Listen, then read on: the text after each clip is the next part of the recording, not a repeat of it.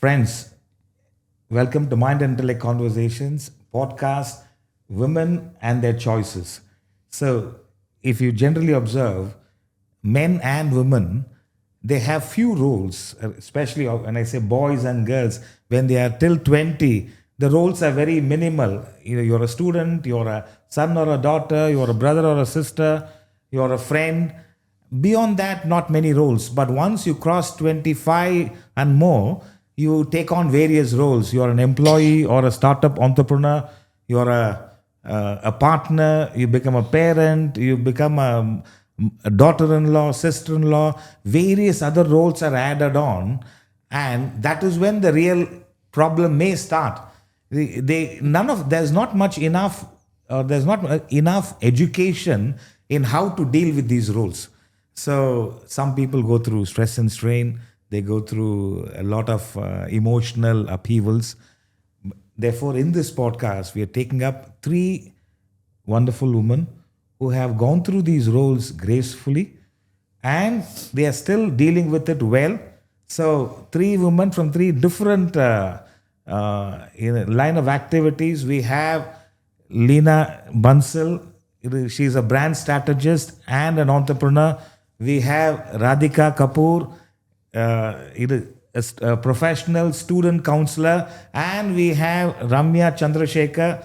She's a homemaker, and the interesting part is all three of them from different lines of activities, but there's a common thread which is the spiritual earning, their desire to become the best version of themselves. So they have put in enormous effort all through their life and dealt with their life gracefully. So this podcast is for all the young women and other whatever age you are, where you can learn to make right choices. Women and their choices determine the quality of life. So that's the idea here. Welcome, wise woman, to our group, and thank you for being a part of it. And I would like to start with Lina ji. Why don't you share something about you and your spiritual journey? First of all, thank you, Shriji, for this opportunity. I am really blessed sitting in front of you and talking to you and your audience. So I'm an Indian by heart, but have been living in Europe and outside India more than 20 years now.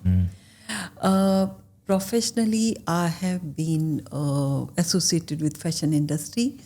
I am running two companies, Indibala, which is a fashion production house, and Lina Lessons, where I do consultation and develop the growth strategy for the fashion brands and fashion startups. I'm blessed that I'm one of those that I'm able to do what my passion is. Excellent.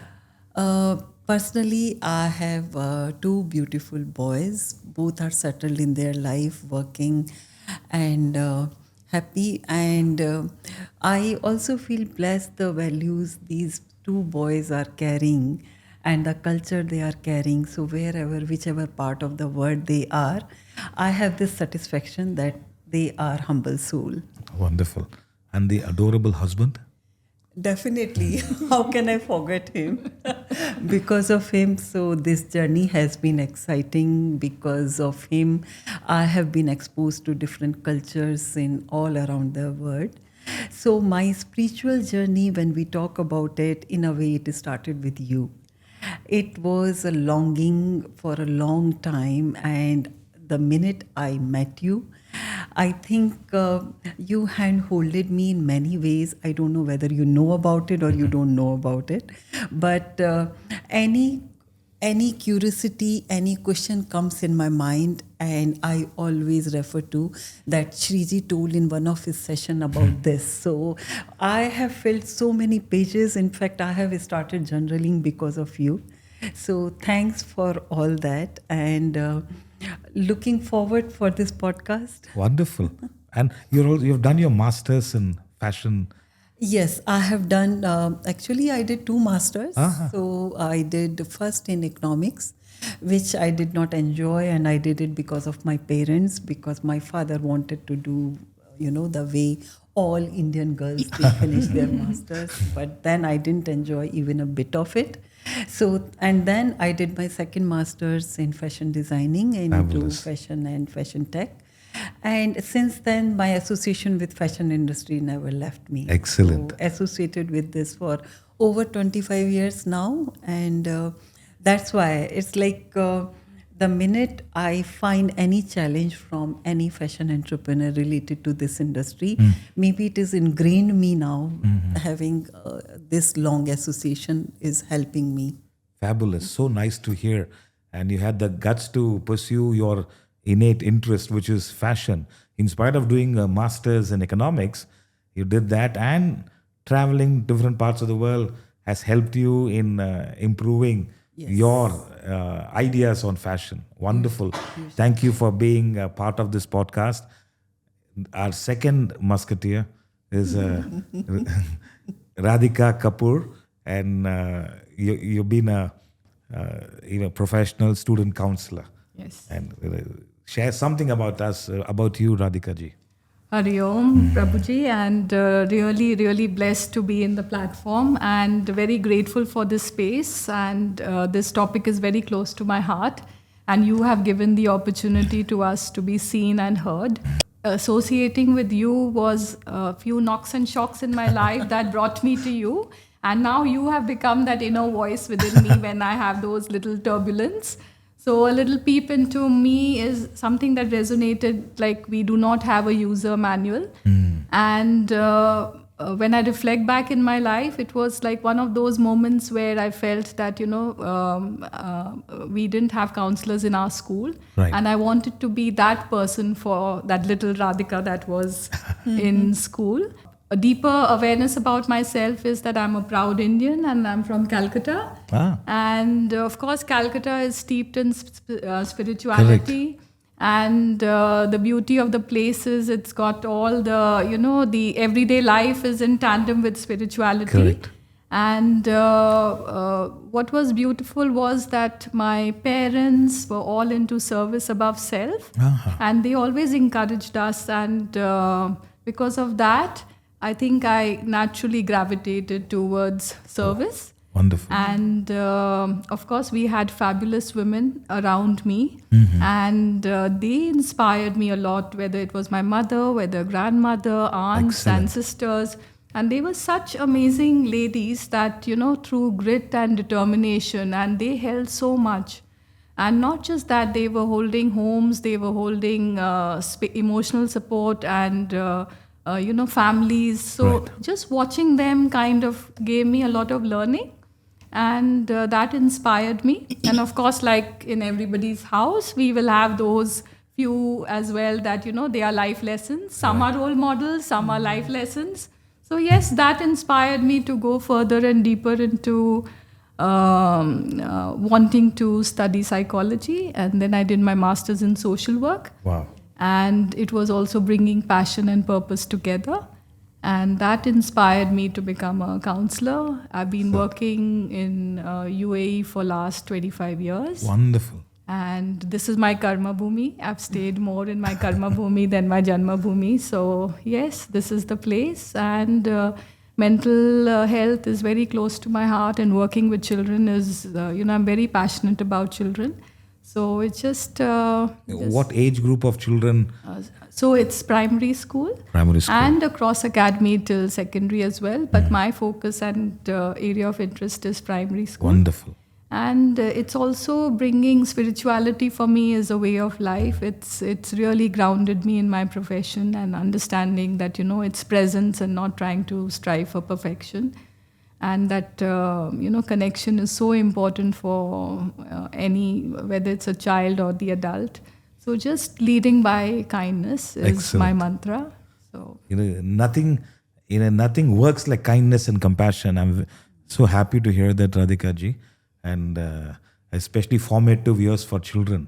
It is such an important exercise. If that is done well, to a great extent, they can be taken care of, protected. absolutely. So wonderful. And I still remember when we visited Kolkata quite a few times, I've seen the portrait of Swami Vivekananda and Rabindranath Tagore many houses. Absolutely. It And is I a- must share that I lived very close to Mother Teresa's place. And so that was a way of life also, where mom really encouraged us that, in our special days to go and serve there. And it also brought in that kind of, that not to change anything, but just that acceptance and service working in Excellent. tandem. So, yes. And Wonderful. It's so that's nice been a to way hear of that. life. I mean, it is good to know that unselfishness was a part of your bringing up process. So, which is not the case. It is. We keep telling, if you want to learn more about life, visit an orphanage, an old age home, a hospital, or a mortuary. If you want to, I mean, if you don't want, you don't want to go through any course, just visit an old age home, an orphanage, a hospital, or a mortuary. There are enough and more lessons to be learned just visiting. But not many people learn much. But I'm glad that it was. Your parents, the women in your family influenced you. Excellent. Absolutely. And like you said that, like how do children learn? Children learn by just, it's not that they have to be told, they watch and they learn. Correct. So when you have those amazing role models, and life has all different shades. Correct. So everywhere there are role models or lessons. So that really kind of helped me. Yes. Children learn more by what they see than what they hear. Even my guru used to say, you have to be an example. You should lead the way, not just show the way. And that's the only thing you can do. It is, they will learn more by what they see than what they hear. So that's the most difficult thing, to set an example. Yes. So I'm glad we are sitting with powerful women. Now the third powerful woman, Ramya Chandrasekar, very close to me, and I've known her ever since I'm in Dubai. And that's why she's not just close to us, it's like family. Good to have you, Ramya ji. Would like to know more about your journey. Thank you so much for having me here. Yes. I'm always indebted to you and Sarita ji for showing utmost kindness and grace and guidance throughout my spiritual life. Spirituality has always been an important component in the tapestry of my growing years. A trip to the nearby temple at a tender age, every morning before school to college, was enforced Okay. in the household. Okay. So what started as a habit became a discipline. Okay. Excellent. And we were asked to do small chores like stringing homegrown flowers as a garland for the Lord, and then clean up the puja room, and then clean the altar, and then pluck mango leaves from the courtyard tree, and then string it together for Toran to be hung at the door, and then put rice flower designs at the entrance. We call it as kolam in South India. That one. Okay, all this, and then slowly gravitating towards preparing naivedyam. So that cooked food we offer to the Lord, and then share it with family and friends. On special occasions, extended family and guests. So that becomes, and we are giving them prasadam. Okay, the food that is offered to the Lord is then we. Prasadam. So prasadam is served. So that became my nitya karma. Prescribed duty was always nitya karma. So we were taught very young. And then the same kind of duty, we were supposed to go and do it as a service to the Lord in that same temple. Okay, what is done at home became tapoyagnya when I went to the temple. Excellent. Because I'm offering my physical presence Right. to the Lord and his devotees at the temple. So tapas means austerity. Correct. Beautiful. Wonderful. And then it became yajna means sacrifice. Right. So that became one step even further from my nitya karma. Right. So, and then it becomes, I'm just doing all these things, but something was missing. Because I know I'm doing all this, but I don't know what was the meaning behind all this. That's when, fortunately, I had the association with you and Sarita ji. And I was introduced to the texts, Vedanta treatise, and then Thesis on God Right. by Swami Parthasarathi. Right. And then I got to know the meaning behind the rituals and the meanings of gods. And so it started like baby steps towards self-development for me. Wonderful. That's my spiritual journey. Excellent. So happy to hear that. Very well explained from childhood to the present stage of life. All three of you, excellent. See, in this discussion, we want to have the topic women and their choices. And what are the challenges a woman goes through? It could be even a woman who is in the early 20s and onwards. One of the major challenges men and women, but predominantly women, may go through and silently suffer is the challenge between compromise and acceptance. Compromise and acceptance. When I say compromise and acceptance, in every area of life, it could be your work, it could be dealing with your brother or sister, it could be with your spouse, or in-laws, or to the neighbors. So, to start the discussion, why people compromise? See, people compromise when an individual functions on the mind falls a victim to their likes and dislikes, demands of their desires of the mind, and expectations are ingrained. So, when expectations are not met for a considerable period of time, this is when the real problem starts. Expectations, you have built expectations towards certain people or work, and when it is not met for a period of time, the mind gets agitated, and then it doesn't know how to deal with it. And you don't want to be in it, at the same time you can't come out of it. Therefore, a person in that stage compromises, meaning they just digest it, they just tolerate it. So this is one aspect. So why I'm saying, when a person functions on the mind, when the mind is strong and the intellect is weak, they may compromise. It is and in our learnings about life, we always say compromise is not an option, should not be an option. Because when a person compromises, you look at their thought process, you look at their character. One is their self-esteem takes a beating. There's not much enthusiasm in their life. When a person, it could be at work. Oh God, in Monday morning I have to go. It is, it could be family or any aspect. Any kind of a compromise is not suggested. Therefore, the choice, a wise choice, every woman should make must be acceptance. When I say acceptance, intellect is which helps you to develop acceptance. We are not suggesting you should put up with nonsense. We are not suggesting if your self-esteem is at stake, we are not suggesting that. You got to stand up for your self-esteem. But everyone is not perfect. And we are not living in a perfect world. That's why when you are able to have a right assessment of experiences of people, and when you know that it's okay, there are various good qualities, but there are also negative qualities, you are okay to deal with it. You are not getting frustrated, but it's like summer is hot, but after some time the winter comes in. I can understand you are in a place where 11 months is winter, or you are in some parts of Europe. The sunlight is only for 2 hours.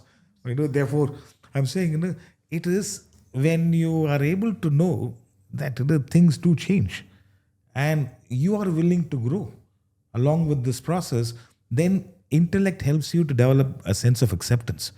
The summer is hot. There's also a statement, right? Pain is hard to bear, but with patience day by day, even this shall pass away. So, acceptance is powerful, and acceptance is possible when the intellect is strong enough. It guides the mind to deal with the situations in a better way. Therefore, every woman goes through this dilemma: compromise or acceptance. So, in my situation, in my observation. You should not compromise. At the same time, you should not go through. Your self-esteem should not take a beating.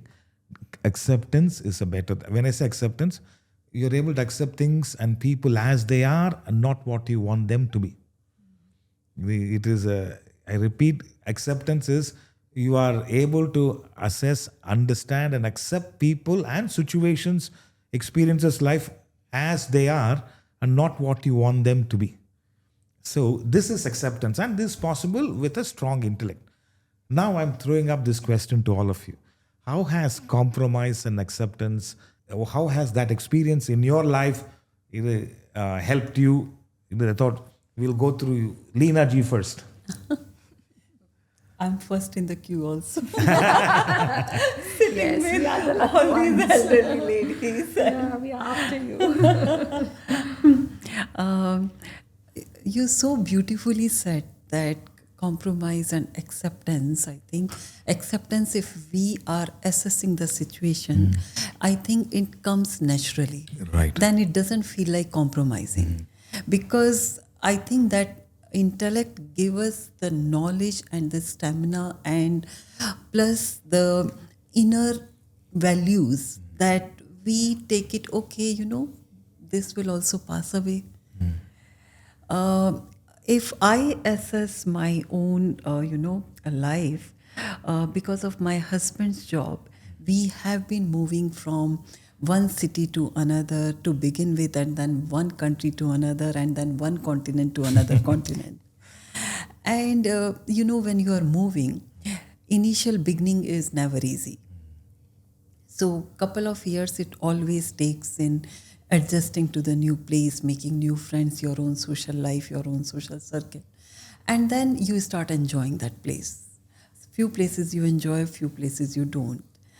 And in our case, like whenever we, all four of us, we felt that we are settled in this place, my husband used to say, pack up again, guys, we have to move.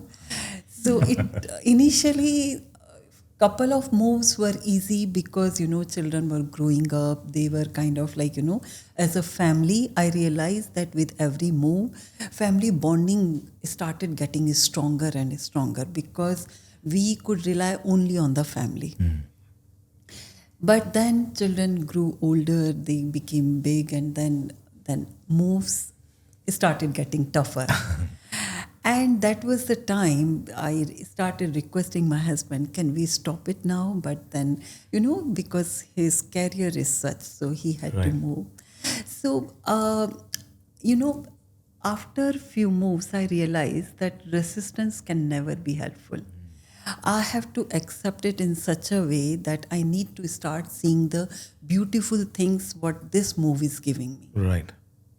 I still remember my first move to Sweden, and my son's mother I was supposed to meet, and she was a Mexican lady. I'm meeting a Mexican lady for the first time in my life. I don't know about their culture, about their country and everything. So I Googled it before meeting her. And this became a journey then.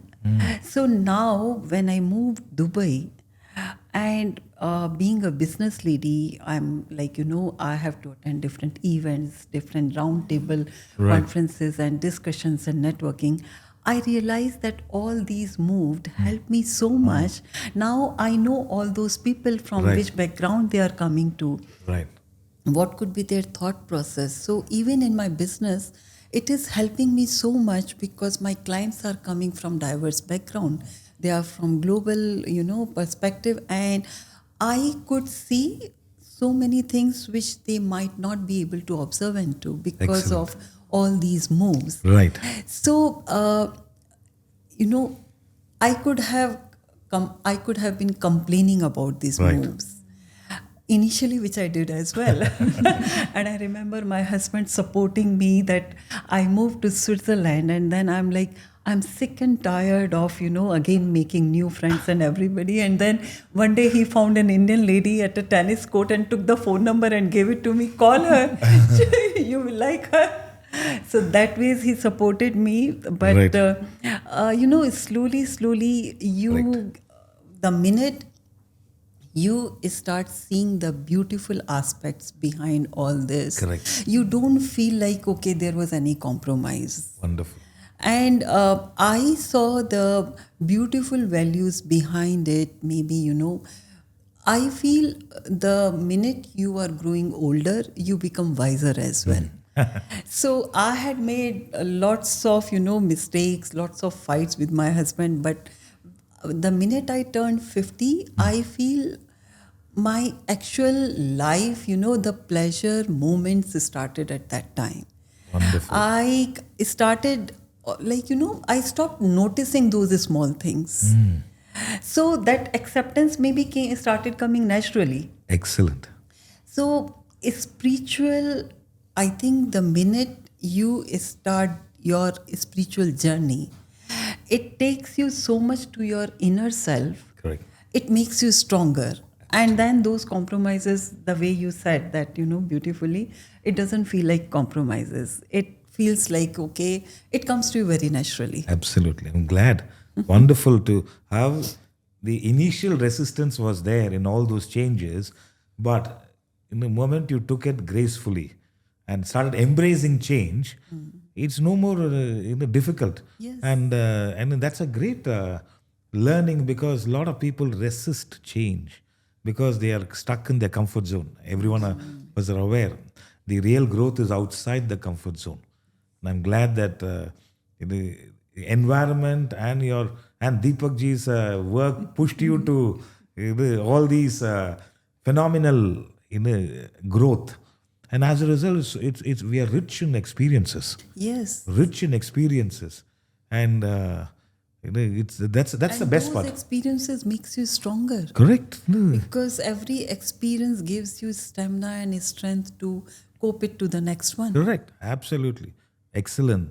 That is a wonderful viewpoint.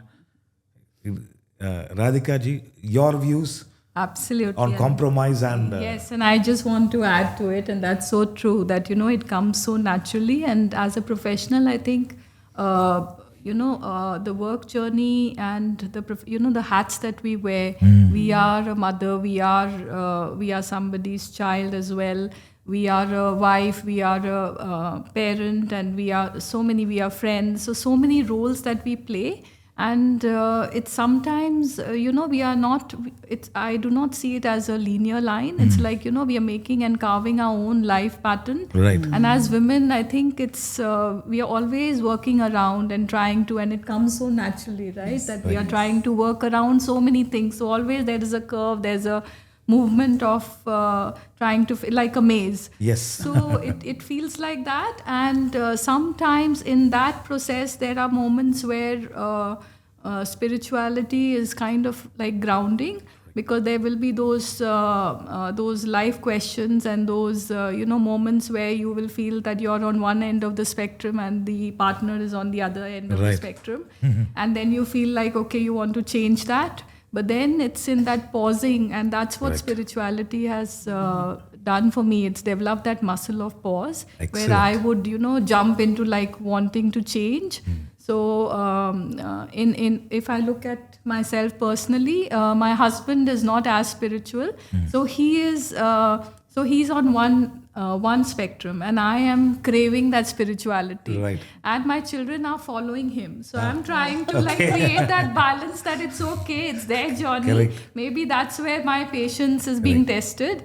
And also that, everybody grows in their own way. So Yes. it's also trying to give that moment of grace to myself and to my family, that, okay, they will unfold in their own time, and I will unfold. The thing is, with my background, with my parental background, it has happened earlier for me. So to expect that it will be the same. Correct. So spirituality has really helped me pause Wonderful. and accept, rather than jump and feel. And as a women, there are many moments where we feel alone in the Yes. journey, and those choices that we make, and we feel that are we the only ones who are doing it. So it has kind of given me that strength that, to be comfortable in that moment of feeling alone. Excellent. And sometimes I reflect that, we are juggling with profession, trying to do our best.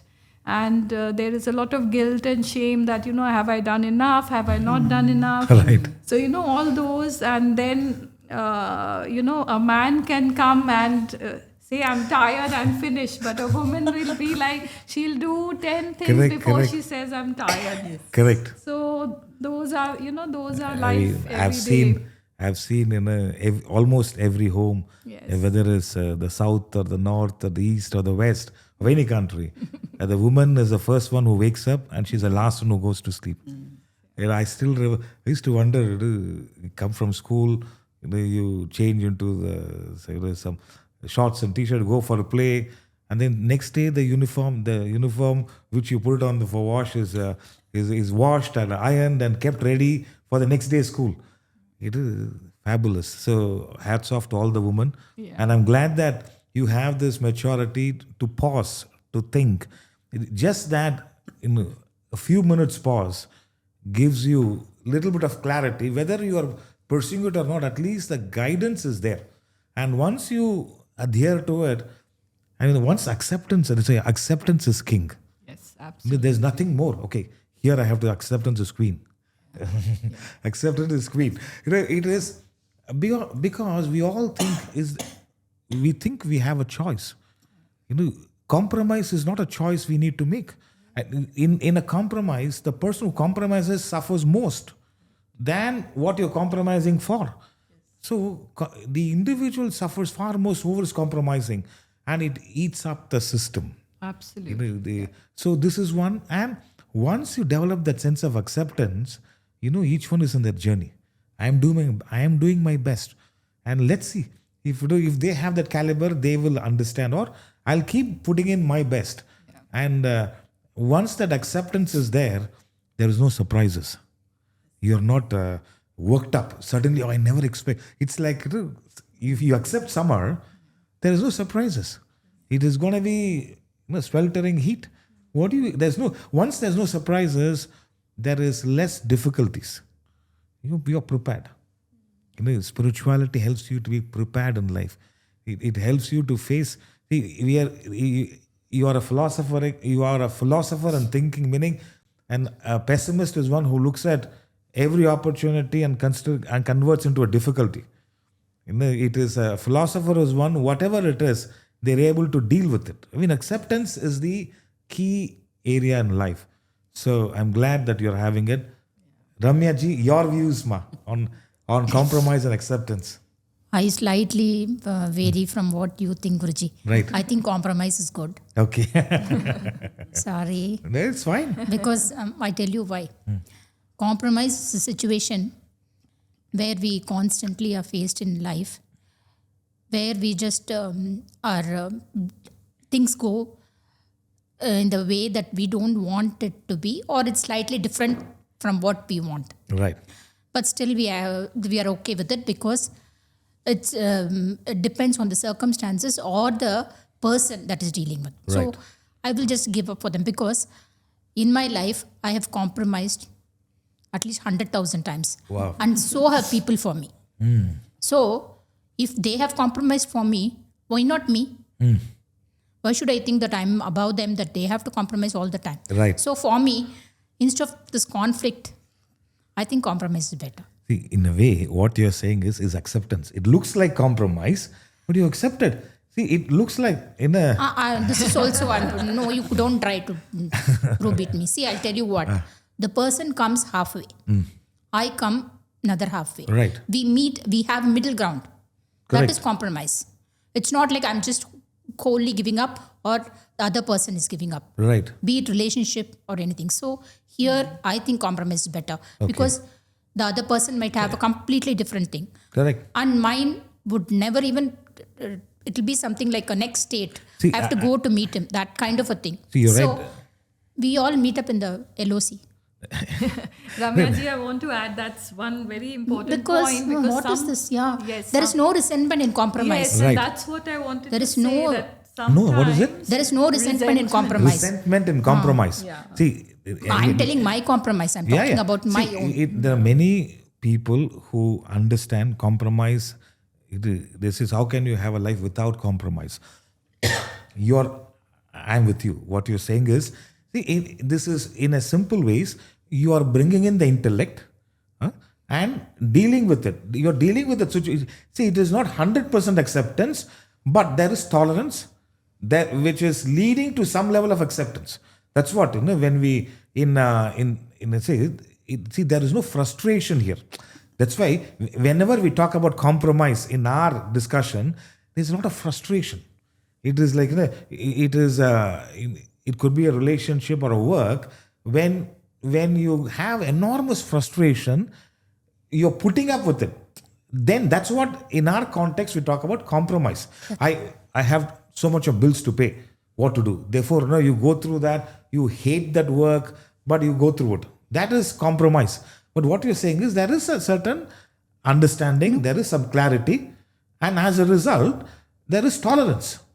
There is tolerance, and you said one other person comes halfway and you go halfway.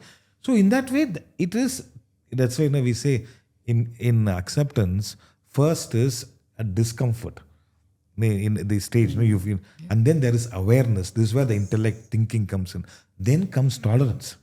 They have come 50%, you go 50%. And then after a while, then when you start, then you understand this is the maximum. Then you accept. So in that way, I agree. There is the tolerance is there.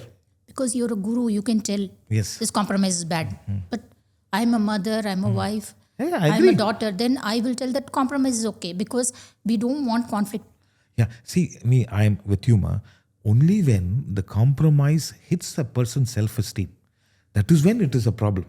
See, it is when the compromise, it is like when it is in the level of tolerance, there is awareness. There was a discomfort initially. Then there is awareness how to deal with it. Then you bring in the intellect, and then you understand what to do. I go 50% of the journey. The intellect comes in, there is tolerance. See, that is fine. There are certain areas where you can tolerate. You're stuck in a traffic jam, you tolerate.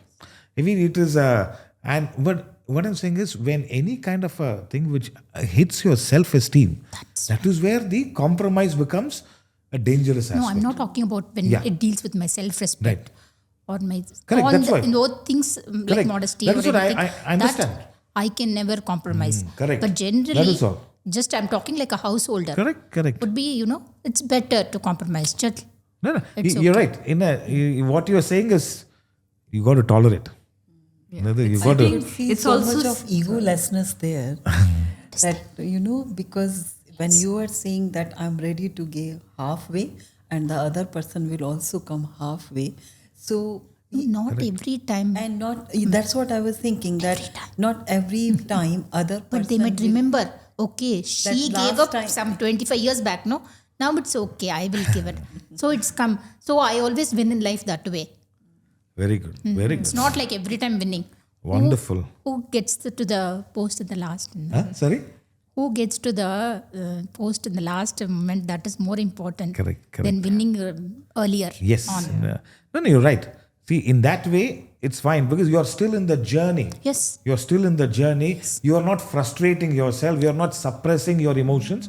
You are dealing with it gracefully. Yes. As a tolerance, it is at times it's necessary. Yes. Only again, the caution is don't allow it to eat into your self-esteem or your self-respect. That is all. As long as that is... I've learned from you only because, Guruji, you have told that let go. Right. Just end it with an experience. Just don't carry forward. I'm glad. That whatever I have compromised, I don't think about it. Wonderful. That's it. Excellent. See, what your point is... You just churn, keep thinking about it. Then you're going to feel very sorry about yourself. And it will lead to resentment. Yes. Resentment is resignation of the situation. It will lead more chaos and, it's not going to end well for me.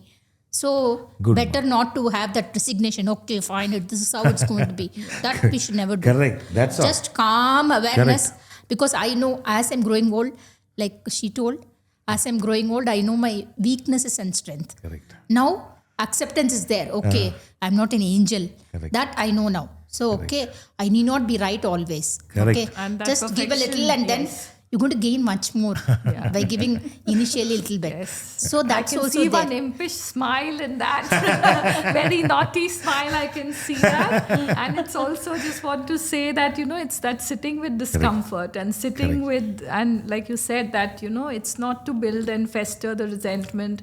And sometimes your voice comes for me as well, that, stop lingering. Right. And, that is such a powerful message for me, because it's that the remuneration that happens in the mind, that Correct. all the time like a circle. It's churning, it's circling churning. within the mind, yes. Then the memories won't go. Actually, it becomes your story then. Yes. She means she's a pathetic woman. She keeps talking only about ugly past. Yeah. So that should not be there. Oh, Ramyaji comes with a huge smile. Wherever she goes, she's positive. That should be. And this is not forced cheerfulness. No, it is authentic. It is the It personality. authentic, Correct. yes. Genuinely. That is it all comes- because of you and Sarita ji. So happy Because to hear. though I was in the right path from my childhood, I'm telling you, there was bhakti, forced bhakti, then karma was there and jnana was there. But I didn't know what these things were that I'm practicing.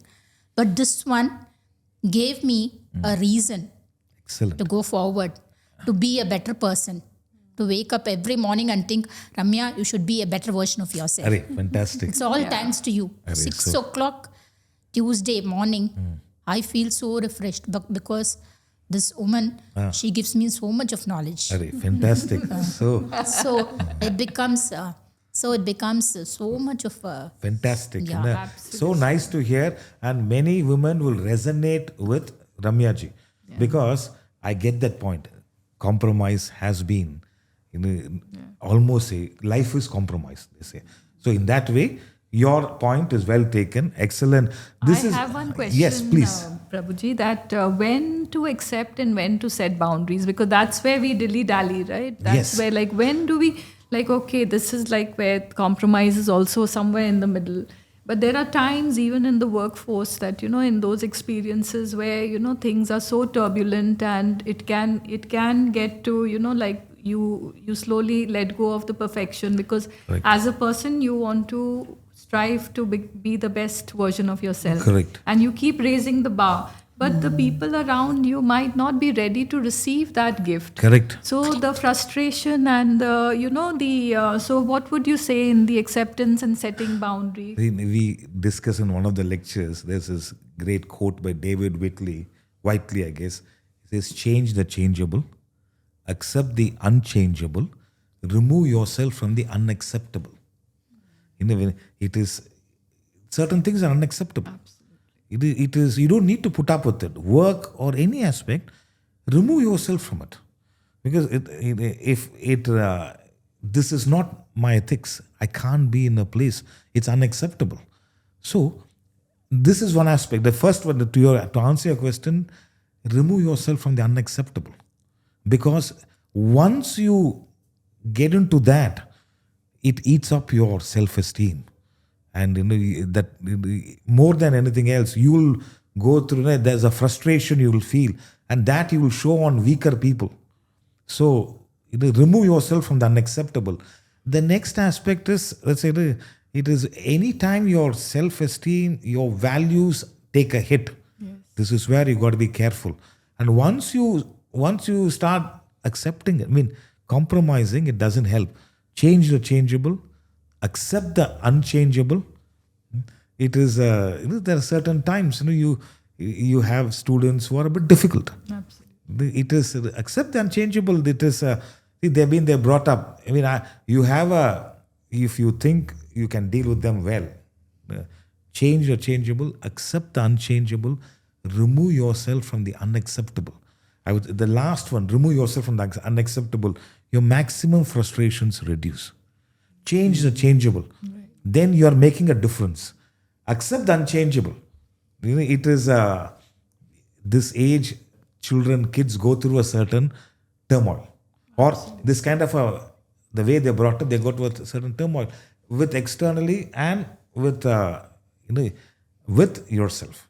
The second important choice people, especially women, go through is, what is the choice we need to make? Holding on to something or someone, or to let go to an experience or to a person.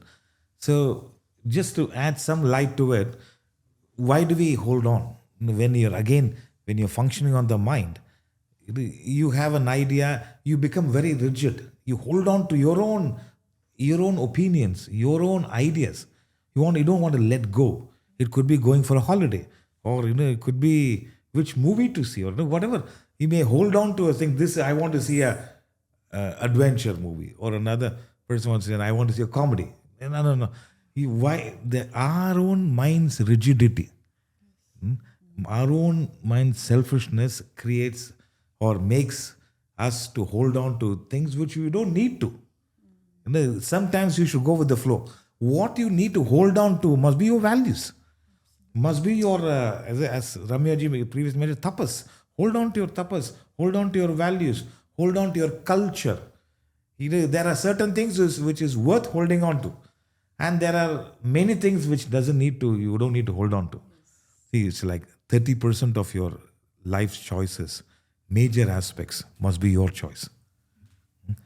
The kind of work you do, the kind of a partner you want, the place you want to live, all these things are certain major choices. 30% of your life should be your choices. 70% you can go with the flow.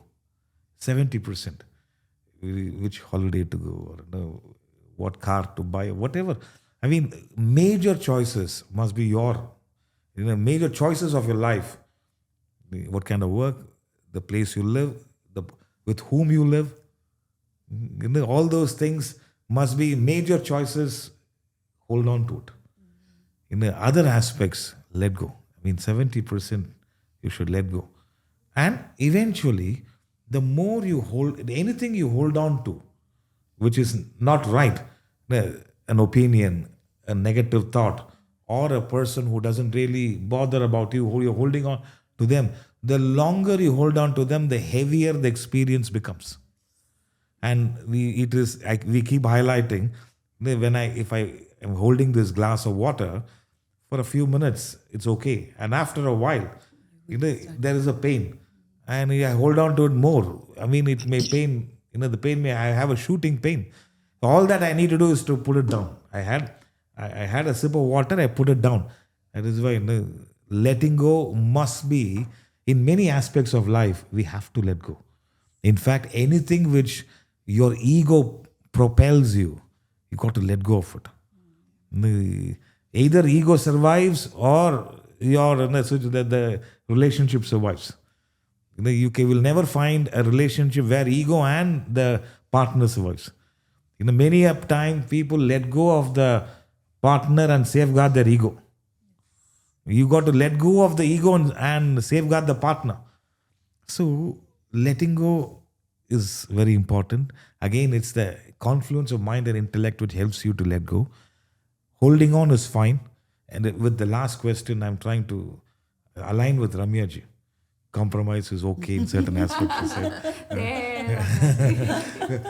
Holding on. Very sorry, it just came very impertinent as simple. I'm very sorry. But you don't need to say sorry. Because I know you won't leave here after. Every class is going to tell that. She came against me. No. See, holding on, you can hold on to certain things. That's why I say hold on to your self-discipline. Hold on to your values. Hold on to, if you like speaking in a certain refined manner, hold on to it. Just because others speak in a foul language, you don't need to. You hold on to. There are certain things worth holding on to. Yes. There are many things which is not worth holding on. Yeah, absolutely. Why should I hold on to somebody said something? Why should I hold on to those words? They would have told that and they would have forgotten. I'm holding on to it for the last 10 years. So it doesn't worth it. So that's my observation. I would like to know more about that, Lina ji. Actually, you so beautifully said that certain things definitely we would like to hold on, like, our culture, our values, what we have received from our parents, from the environment we are brought up to, because that is something we are built upon. Right. And if we don't carry that forward, maybe, the structure and the routine and the discipline and the values we want to pass on, we Right. might miss it. Correct. Totally agree with you. Yes. I also feel, like we all are human beings, we all are surrounded with lots of people around us.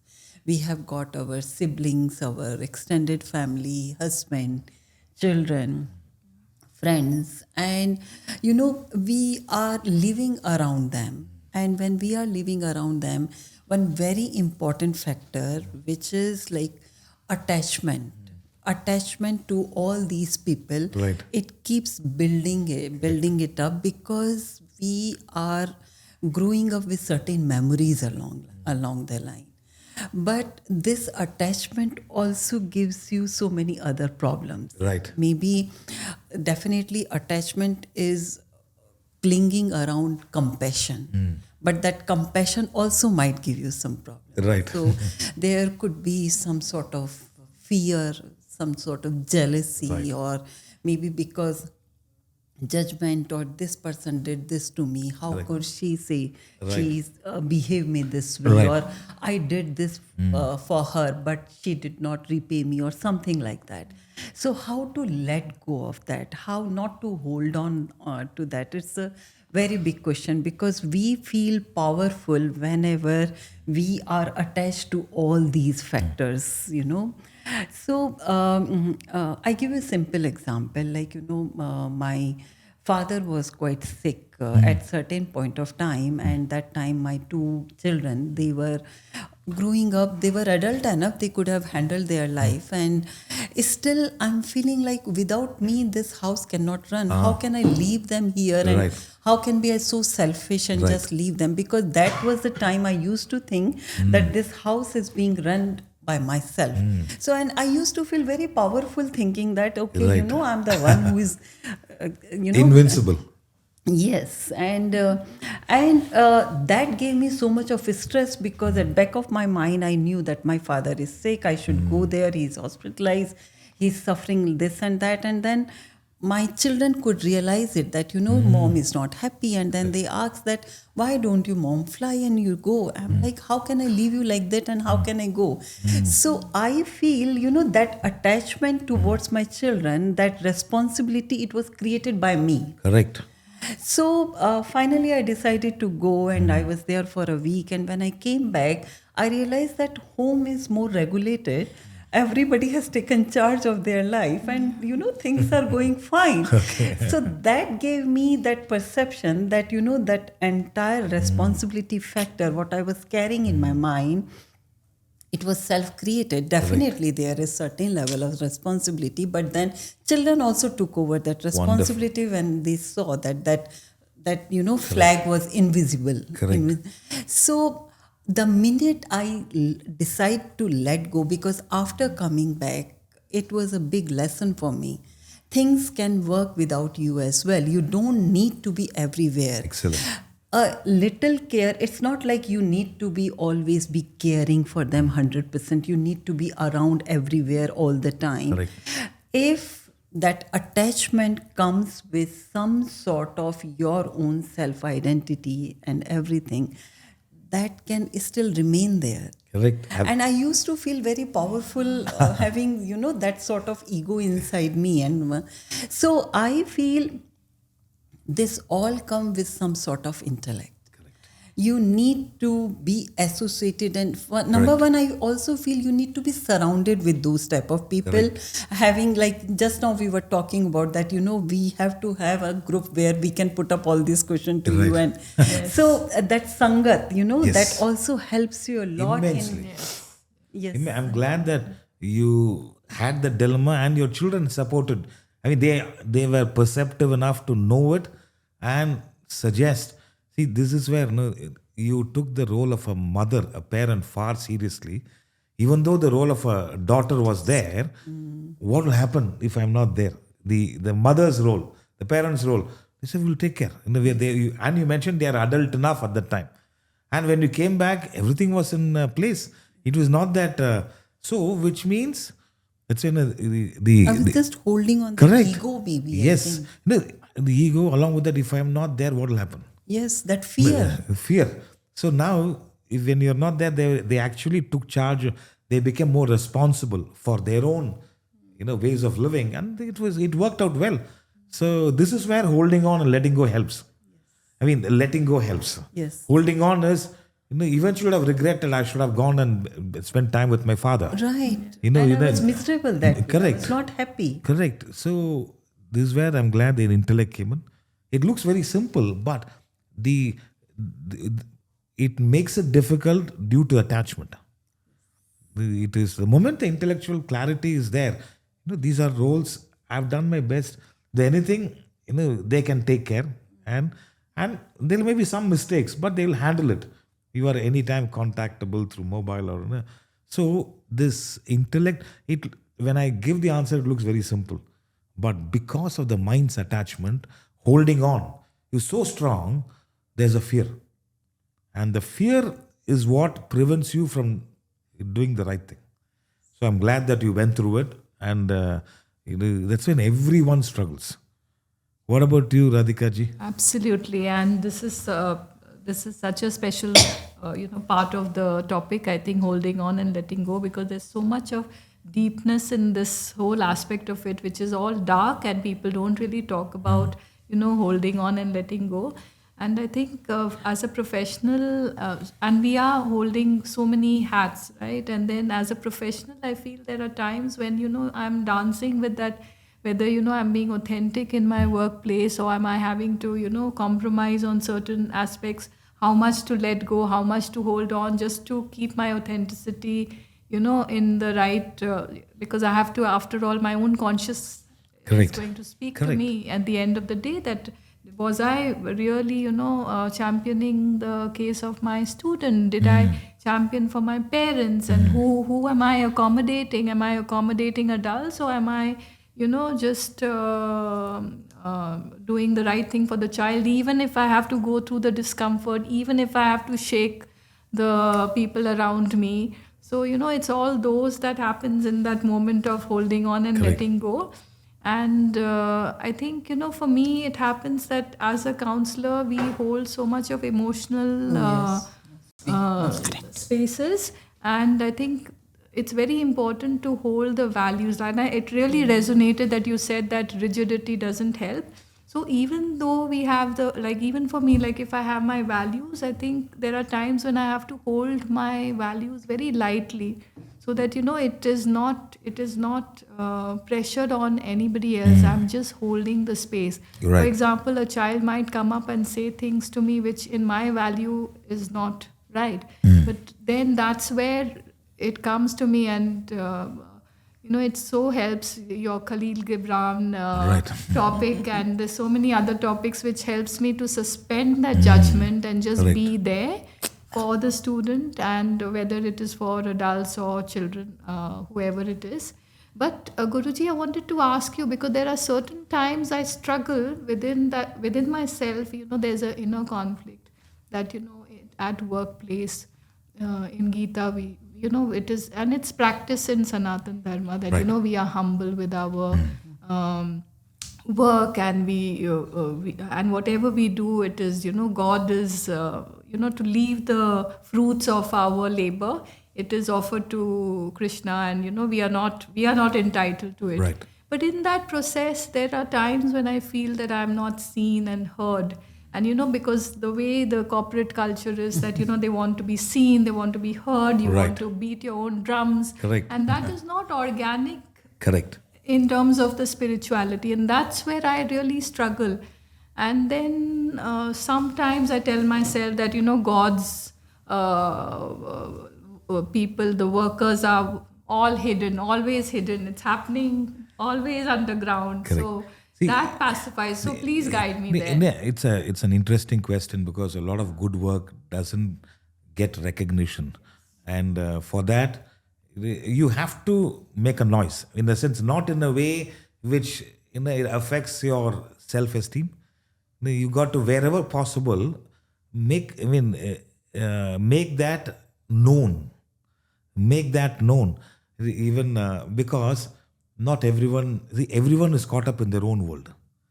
Therefore, at times, in whatever ways, it could be in a newsletter, an email, or there's a group message, whatever ways you think is appropriate, make it avail, create that awareness. Let us not, it is, sometimes you have to be noticed to be noted. So, it is people need reminders for remembering. So, in whatever ways possible, if there is you have done, we did the young adults podcast. Saritaji has been doing it for 5-6 years now. But we did this young adult podcast so that there are so many parents who want their children to grow, to understand the higher values. So we are doing it so that there are many parents and children also who want to learn, and they may not know how and where to connect with them. So we are doing in our own ways. It is, even this podcast is highlighting your views. So you have to, if there is a newsletter in your school or a community, participate in it, highlight it. If there is a discussion, bring up your contribution, whatever ways you think is applicable, and keep doing it consistently. Absolutely. Breaking the stigma in mental health Correct. is so strong. And there are often that, we are seen, and there are times when our own students or people who have associated with us, if they see us in the corridor, they will not see us, and they will not, Right. So Correct. that is part of the because- aches and pains of yes. the profession. Absolutely. See, you can highlight in the importance of mental fitness as a quality rather than a student's experience. So it is. We have to be. We have to make a noise to be heard. In whatever ways, in your school, in your own organic way, start it, and once it is spreads through other people, then the people will take up to it. That's the reason the whole podcast is to highlight more women and the choices like compromise and acceptance, and like holding on and letting go. There must be many women who are struggling with these choices. Absolutely. And it's also taking up space, right? Sometimes we shrink ourselves so much in our Correct. profession Correct. because we are not seen, and we are Correct. quietly working behind the See, scenes. So, we shrink so much. Correct. And then that's where we feel, like I feel that, I'm shrinking, and how much is it right? Should I shrink? Should I not shrink? Is it right with my dharma? See, it is the self-consciousness. It is one of the major fear is fear of public speaking. You know that, no? It is, what is this? It's self-consciousness. Here also, it is, but eventually great work will be recognized. Yes. Eventually. That's what I But was we have to make a noise, but understand great work will be recognized, if not in the present, after some time. So that's why that doesn't mean you should not make a noise. Yeah. Go ahead, make a noise. The Vincent Van Gogh, yes, after that's what I was after thinking. 100 years, his works were recognized. But he didn't stop. He still continued doing what he had to do. That's a different caliber. But these days, we don't need to be the corporate style, where 10% they blow it up 100%. 10%, maybe 15%, you blow it up. It's fine. In your own ways, you highlight. So because you have to be noticed to be noted. So try in your own ways. The avenues, your school, parents teacher meeting, or various ways. A 10-minute slot they're given, they highlight about the counseling work, how important it is for every student. Whether even if they're doing very well, they need it. If they are not doing well, they still need it. They are doing really bad, at most they need it. So it's like, it is like the mental health has to be highlighted. So go ahead, make a noise in your own ways. Nothing wrong about it. It is, because if it's a great service, it should benefit more people.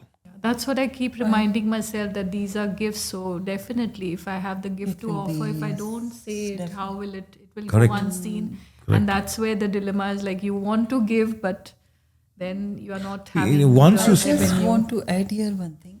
I think perseverance also helps you a lot, because Correct. very rightly you said that Vincent van Gogh, even though he was not having money to paint more, but he continued doing it, and then later on it was recognized. So if you continue, any one child who start getting the help and it gets rewarded, I think that will be enough for that recognition. So I feel if you continue doing, shrinking, I don't think is a solution anytime. Shrinking never should be. That's why if there is self-consciousness, you got to be cautious about it. I don't like to be noted. I keep doing my work. Again, it's an aspect of ego. It's I don't like to be noted, or I don't want to be in the public space. I'm not saying they should be in the public space, but don't want to do it. It's an aspect of self-consciousness. So go ahead, Totally resonate with create a noise in the right ways. Why not? Ramya ji?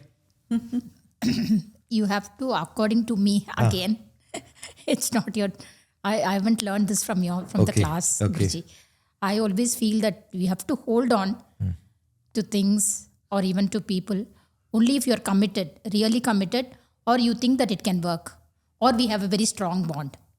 Otherwise, what is the use of just holding on to something? Yeah, that's my opinion. And second of all, I used to hold on to a lot of things and people because I didn't want to be alone. I felt very lonely without people around me. So I kept company with very many people who also ended up hurting me. And they are no longer with me now because I chose to walk away. So it was not with the hurt or anything. It was just wasted time. I felt it was just wasting time with them. And second of all, I was also very codependent on people. This because I thought that they won't survive without me. I had the thing. She was telling the same thing happened with me. But then, I don't want to go into detail. Right. But then, we have given the right values, good upbringing. That will just stand good for anyone, right? Correct. No need to be so, Correct. always packing lunches and cleaning the house and doing things like that. So I just left it to Krishna one day and I'm just doing my duty and detached attachment. Okay, how are you? This, that. I don't go into the details. I'm very happy and people around me are very happy because I don't pester them up to the minute. Anyway, I was not like that generally. Even that is like if they want to tell, let them come and tell. Right. It's like that. Also, third one was I had very low self-esteem from childhood. So it was also a major thing that I want people always, I was waiting for validation. There's that. And as we grow older, I became very mindful of my own weaknesses and strength. I don't need people. Correct. I'm like a queen. I can walk on my own. Fantastic. Things like that, Just, it was not, it didn't come from a place of ego. Correct. It didn't come from a place of ego. Yes, of course, we can see that. We can feel it. It did not come from the place of ego at all. Excellent. Very good, Anna. It's, because I'm surrounded by people like you and by Sarita ji, who always, you guys are lifting people up. Even if it's the smallest thing, he will make sure that you tell it out public in class so that other few people will be motivated to do even more good things so when even the smallest thing is highlighted in such a way, I really want to become a better person. Excellent. I want to do more. I should never miss this class. Till the end of my time, I'm going to listen to Guruji's podcast. I'm going to attend all the classes like that. So this is the motivation that I needed. Wonderful. So I don't need those people to motivate me to go anymore. I just need this. Always I was a scripture person. Correct. So I would always go to the bhakti classes. That is always that bhakti part of it. Correct. But this was actual practical application that you taught in class. It just helped me a lot overcome my insecurities and anything. I've never been this open even in class. Correct. Right? Correct. I'm a very close person. I don't know now. This whole world knows. I don't know what's going to happen. No, but what you're saying is right, Ramya ji. The practicality of things when you are discussing, it really resonates, and you make it so simple, and it's easy to, like, when you are in that moment, your voice comes alive in us. So yeah, One thing, absolutely. I'm not going to let go of you all. It is such a Charlie's Angels. Charlie's Angels. So it is wonderful. That's it. I'm And glad. the way, even when we are faltering in something, maybe our tone or the subject, like a kind, I've always felt very brotherly, because you would come and, no, Ramya ji, that is not the way it has to be dealt, or like that. Everyone in class, be it some other pertinent students or anything, you were always very kind with people. That just struck a chord with me, because I always feel that even in school time, if we had such good teachers, Yes, I would have such a become state first. What is this?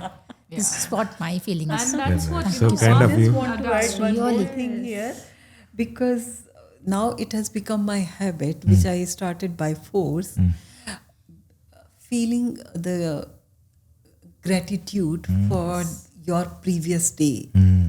Earlier, I used to think quite a lot, what good happened with me yesterday? I don't recollect anything.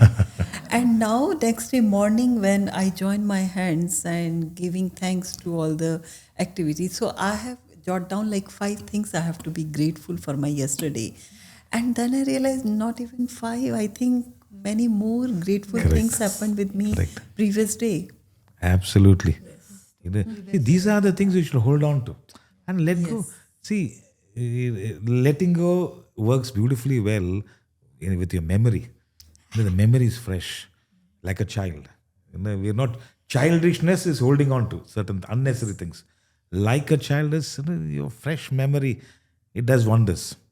Next choice most women do have is spirituality and tradition. And I would like to know, let's start with Lina ji, spirituality and tradition. What is your views on it? Actually, my mother, she was not religious lady at all. So I was brought up in a culture where I didn't see, she used to celebrate festivals the way her mother might be celebrating. So I was brought up in a kind of little bit in a Western way, that way I should say too. And when I got married, I saw my mother-in-law, like she will start her day with 2 hours of puja and this and that, and then whole day, doing multiple activities related to the tradition and the religion. So slowly, gradually, as you grow, you keep understanding the significance between these two. Right. What I realized recently, because now I have started my journey among these two, both together. Spirituality came first, and then I started holding to the tradition also. Maybe spirituality gave me the path for this, Right. because I feel there is no conflict between these two. I feel like maybe tradition is the root, could be a root of the tree, Right. and spirituality could be the branches of Right. that particular tree. Correct. So your tradition will keep you rooted. It will bring closer to your culture. It will bring closer to your forefathers, to your ancestors, how that particular religion or that particular festival your mother or your grandparents or your forefathers would be celebrating. And then spirituality gives us the clarity why we are doing it. Correct. Because we have been celebrating all these traditions without even knowing why we are doing it. Correct. So that for that clarity, spirituality plays very important role. Absolutely. And then the magic happens. Absolutely. See, we keep highlighting you need spirituality and you have to embrace tradition. Yes. Each person that because there is a certain values in it, and it's a must. If you embrace spirituality in the right way, then you take up to tradition properly. Or if you take up to tradition in the right way, then spirituality comes in. I'm glad that you mentioned tradition being the roots and the spirituality being the branches. Yes. It can be the other way around also. It could Spirituality be, could be the roots, and the Yes. traditions could be the branches. So both goes hand in hand together. The mere tradition will become very ritualistic. And what we keep highlighting, you don't need to be God fearing. You should be God admiring. Yes. Loving. Yes. So this is why the question itself, if you're God admiring, then spirituality and tradition goes. I mean, it blends beautifully. Yes. Otherwise, even Ramya ji, when she mentioned, she was ritualistic, but knowledge, bhakti yoga, karma yoga, jnana yoga, all those things wanted Without to learn. realizing. Wanted to learn. Then that amalgamation does wonders. So it's not that you are giving up one thing. In fact, you take up to other things in the right way. Yes. Yes. I mean, it's Also, so- spirituality, it gives you togetherness with your inner self. Correct. You know yourself better that way. You Yes. know that how you can go towards universe, closer to the universe. Correct. How to have the closer towards divinity. What is Right. this? Right. And how to be present, how to be mindful for all that. Correct. Excellent. Very happy to know that. So Radhika ji. beautiful, and thank you. And I'm on the other spectrum where my parents in Calcutta, of course, and Oh, yes, I can understand. Lived in a typical Punjabi house with all the extended family around, and Dad would, I remember, he would wake up and he would put Bhaja Govindam and wake us up, all of us up. And we would switch off the volume, but waking up to the sound of Bhaja Govindam, Mood Mate, get up. So, all that. And I also remember the time when he would get ready, and that was the norm for him, that he would get ready and he would go to the altar, he would read his one shloka of Gita, and I remember just sitting at the bedside watching him. And it's not like, I think my parents never ever forced it. It was a very, very subtle environment. And every off and on, my uncles and aunts would come, and they would sit and they would discuss about Vedanta. They would talk about everything under the sun. They will have arguments and, and I would enjoy that banter, and it was just soaking it all in. Correct. And during my middle school years, Mummy had put me in Aurobindo Bhavan for the library and the dance classes. So, that place itself Correct. has that quietness. Yes, so I much. think that kind of gave me that, wanting that quietness. So I was never a boisterous child. I was just very much within myself. The way you've been brought up appears wonderful. Yeah. I mean, see, these kind of things blend spirituality and tradition in a very organic manner. Yes. And as a result, there's no friction in taking it up. Absolutely. That's the It's main like thing. breathing. It It's is, like being. it blends It's into your. being, yes. Yeah, And that's what for me spirituality is like. It's it's so part of me. Like I cannot see it I don't see it as like acquiring it. It's me only, and it's Grown over you. grown it. But the other spectrum is that I got married into a family who are very they are not into spirituality, but the openness and you grow, live and let live. And that's the beauty of it. And Excellent. also understanding that, we all are having our own journeys. Wonderful. And there are sometimes you want my way. But yes, that's where the letting go and compromise Correct. and understanding is Excellent. Glad to know. Surrendering, Glad to know you gratitude. you had that kind of upbringing. Not many have it. So the place and the family makes a difference. What about Ramya ji? I'm going to read a little story. Let me tell a cutie story, a short story, which is a Disneyfied edition of a true life story. Once there lived a duck family in the countryside. Every day, homemaker Mama Duck would finish all the chores, take the young one to the lake for a swim, entertain and educate her with valuable life lessons, and waddle back home for dinner. Papa Duck was an industrious globetrotter and a perfect husband and a dad. Life was heavenly, but Mama had a secret wish. Yeah, she desired to gaze up at the skyscrapers in the big back city far, far away. How can that be? She murmured.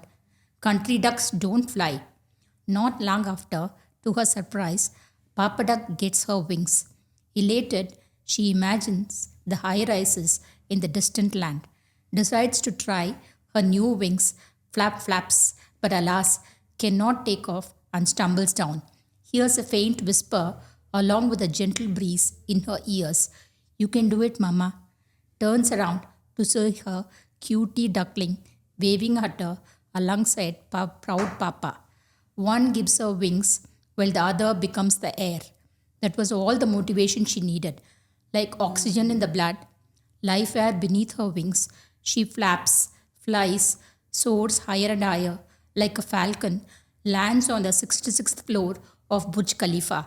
That was her calling, Swadharma, and there was no looking back. What a paradox, Guruji, to learn the highest knowledge in the most commercial setup.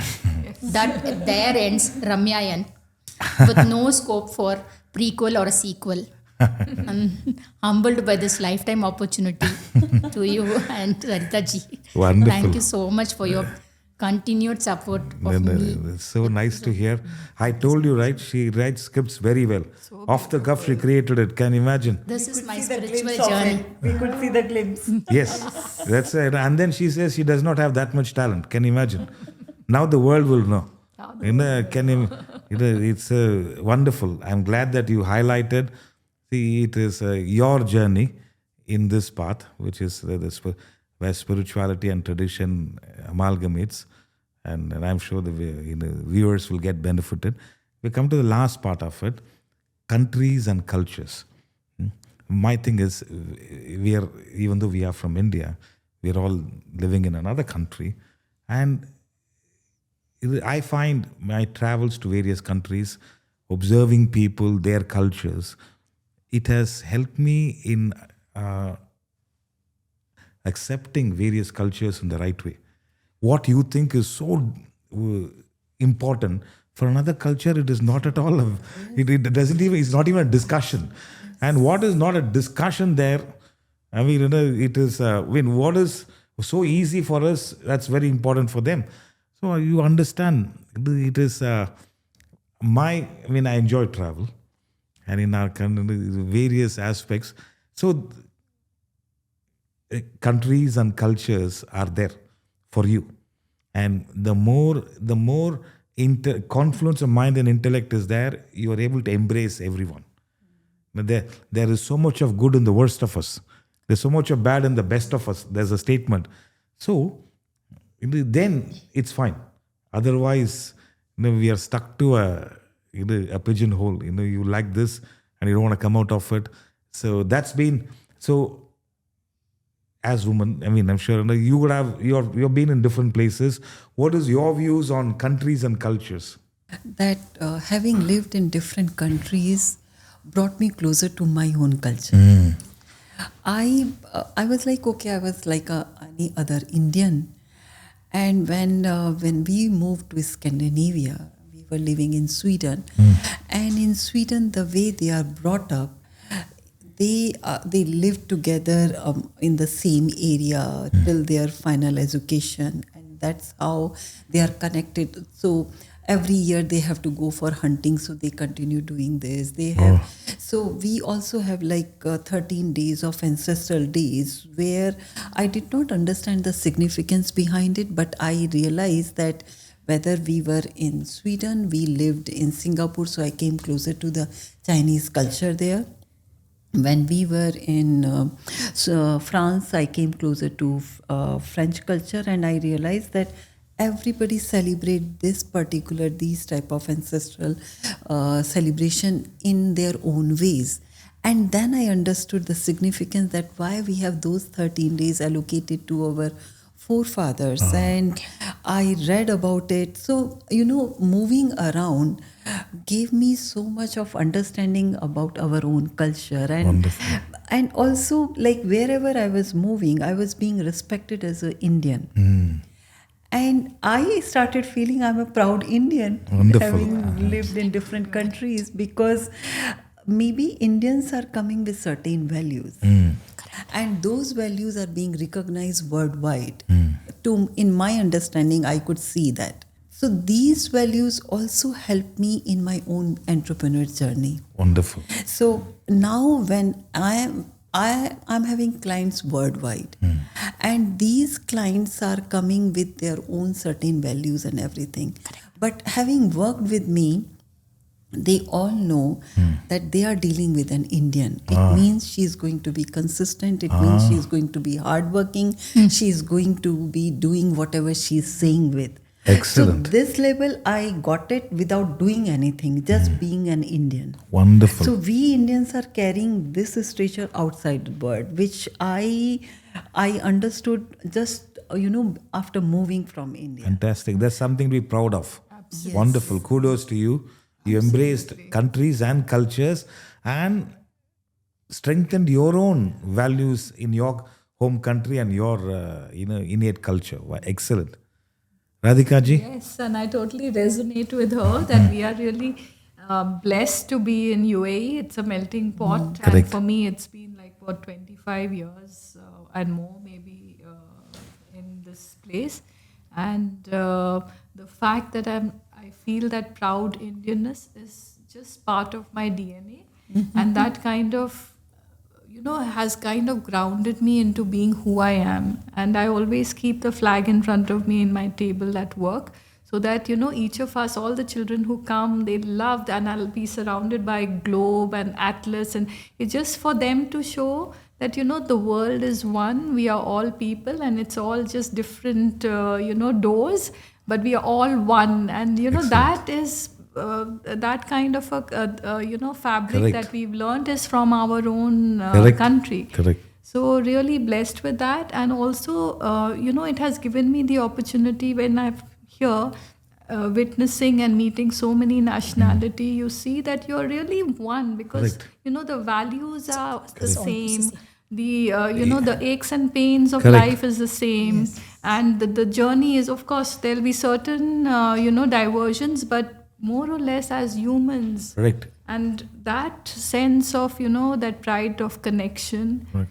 and oneness, Correct. I think it became more grounded coming Fantastic. here. So happy to hear. That's how it should be. We are one. It is a few inches below the skin. We're all. It all looks We're the all same. bones and yes. Ramya ji. Yes, I have been in the Middle East for many, many years. So I think traditionally both of us, Middle East and India, are the same. But I was really shocked when I went to the US. So I just go that I don't stay there. I visit, but still I used to go out because I was treated for Mother's Day, obviously. Okay. So I was very, very humbled to see so many nationalities because motherhood was universal, I think. Right. It struck a chord, all of us, And this is in the swimming pool, only mothers. Oh. It's so good. It was like, even if you don't know swimming or anything, you can just sit because it's like a Right. baby pool that has steps. Correct. You can sit, you can talk nothing. But all those people who were talking like a regular moms. What my daughter did, what my son did, his girlfriend, things like that. It was like, I'm thinking, what is this? Really world has shrunk, Guruji. Correct. It was very nice. The mother sentiment, we all bonded with that, with the Mother's Day. Wonderful. Very nice. And the whole day you can spend with everybody else, Mexican, Black American, Correct. or Caucasian. And it was very Eventually, nice. we are human beings inhabiting the same Yes. earth. We may speak different languages, we may appear different cultures, but if you take all the countries, value systems are the same in all countries. Gratitude, acceptance, kindness, charity, forgiveness. It is compassion, sympathy, empathy. You take any country, any nationality or a culture, all these things are there. See, if you adhere to all these things, you are able to connect with anybody. That's the whole thing. Absolutely. And coming to this place, and I really want to share this bit, is that so many of my biases and prejudice, I could see it falling off. Because when we were growing up, we had collected certain biases and prejudices, and it felt like the right thing. And Correct. we couldn't question it because it was the right thing. Correct. But coming here was an exposure for me. And, Wonderful. me as a professional professional, as a homemaker, and that really, to have that kind of a filter within myself to see, okay, this is my bias, which I need to work on because this is not how I see it now. Correct. And to challenge the experiences with experience I'm currently having. Correct. Something which was just a hearsay. So all that has really helped me, and of course, Wonderful. Platform. This is the podcast, Women and Their Choices. What a way to deal with it. To start with, we started with compromise and acceptance, holding on and letting go, spirituality and tradition, and finally countries and culture. So excellent. Thank you, wise ladies, for your contribution. And it was wonderful. It's just a beginning. There'll be many more which will come up. We'll find nice topics. And I appreciate your time, your effort, and your ideas. Thank you. Thank you so much. Hare Krishna. Thank you.